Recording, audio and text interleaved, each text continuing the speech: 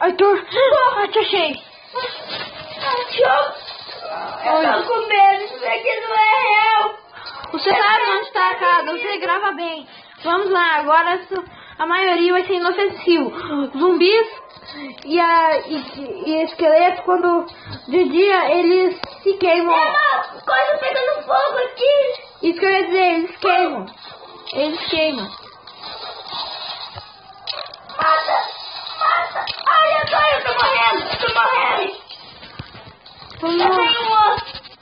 Você quer? O Creeper, cuidado, que eu explodi. Ele te matou? Tá bom, deixa pra lá. Creeper? Aquele negócio que ele faz a gente comer? Ai, depois eu explico o que é Creeper lá na casa. Mas vamos pensar. Você que grava bem, você que devia saber onde que tá.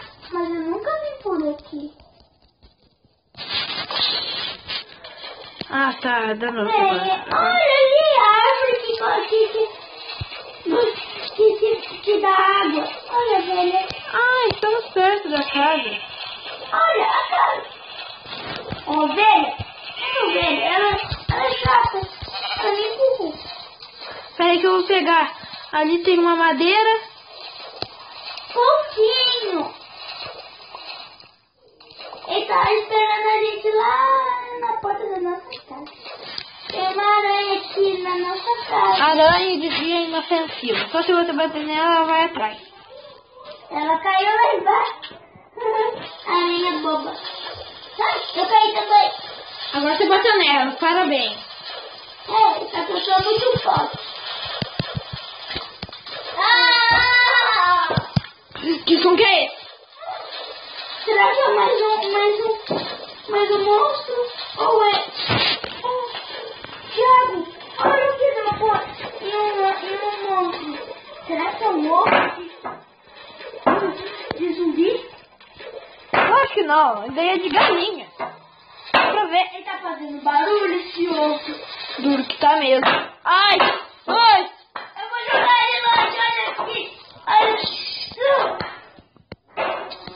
Agora ele tá lá no outro lado da floresta. Tá bom. Olha, um osso. Eu quero um cachorrinho. Você dá um cachorro pra mim? Agora, a hora que a gente achar um cachorrinho, a gente se preocupa com isso. Vidro. Olha, flecha. Vou fazer uma casa de vidro. Não, esse vídeo, dá esse vídeo. Não. Peraí, vem aqui em casa, vem aqui em casa. Não. Vem na casa que eu vou fazer o negócio. Não. Achei uma crafting table escondida.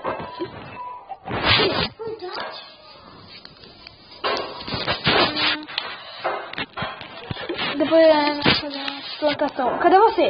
Eu tô atrás de você. Ai, que droga. O quê? Fiz coisa errada. Eu fiz mais uma crafting table.